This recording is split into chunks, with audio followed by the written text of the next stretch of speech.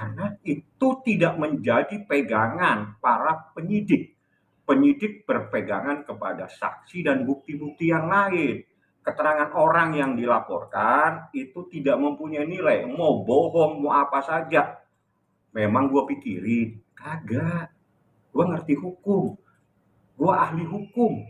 Gue paham proses hukum ini yang harus bagaimana. Ya, seperti itu. Bang Gram nggak dengan statement kemarin? Saya nggak ngurusin dah hal-hal yang sudah tidak pada tempatnya, terus ya. Jadi gini logikanya kalau memang tidak ada sesuatu, saya pikir tidak perlu repot-repot membatas. Kalau memang tidak ada sesuatu yang terjadi, dia duduk manis lah tidur di rumah, ngapain repot-repot.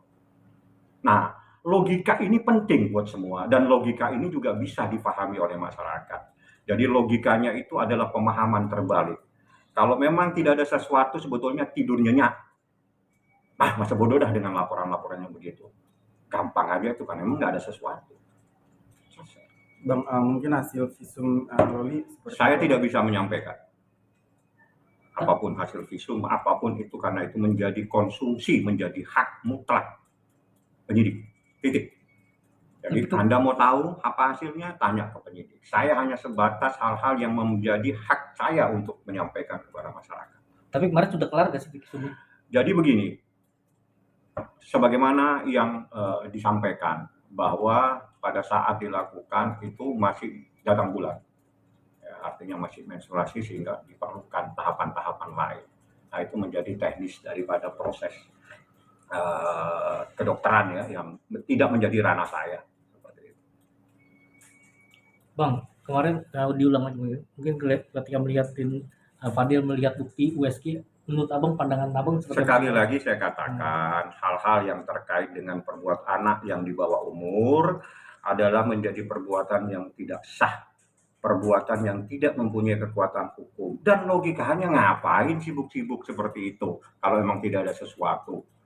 Tolonglah jangan membuat hal-hal yang justru itu membunuh diri Anda sendiri. Ya.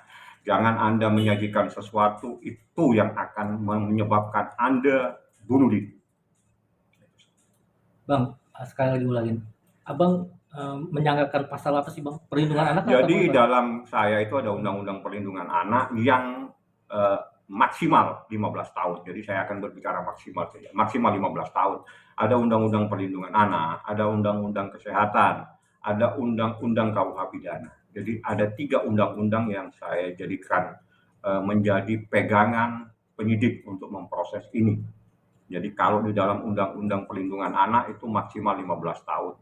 Nah, nanti kita minta apakah memang dibenarkan untuk adanya tindakan hal-hal khusus lagi kalau memang dalam proses hukum seperti itu. Bang, melihat klarifikasi Fadil, menurut abang seharusnya itu dilakukan atau memang harusnya minta maaf, Bang? Nggak, kalau misalkan dia merasa tidak salah itu masuk kepada proses hukum saja, ikutin saja. Jadi kalau memang tidak ada sesuatu, ngapain sibuk-sibuk, santai aja. Kalau tidak ada sesuatu, nggak perlu bantah-bantah segala macam, menyajikan sesuatu. Kita itu punya dokumen banyak sekali, kita udah ketemu dengan saksi, saksinya juga datang, saksinya bertemu di bulan Juni, bla bla bla dan seterusnya. Udahlah, nggak bisa lari kamu, nggak akan bisa lari dari persoalan ini. Kami punya bukti, kami punya saksi, saksinya tahu persis, bahkan saksinya yang menyarankan hal-hal. Jangan melakukan perbuatan-perbuatan itu. Saksinya adalah orang dekatnya Loli. Orang itu bersama-sama saat itu. Saya tidak perlu sampaikan karena itu menjadi harus saya lindungi saksinya. Dan jelas saksinya akan memberikan keterangan di penyidikan. Bang, mungkin kabar Loli seperti apa sih, Bang? Setelah dia sehat-sehat, alhamdulillah. Jadi ini mungkin yang paling penting ya. Loli tidak ditahan.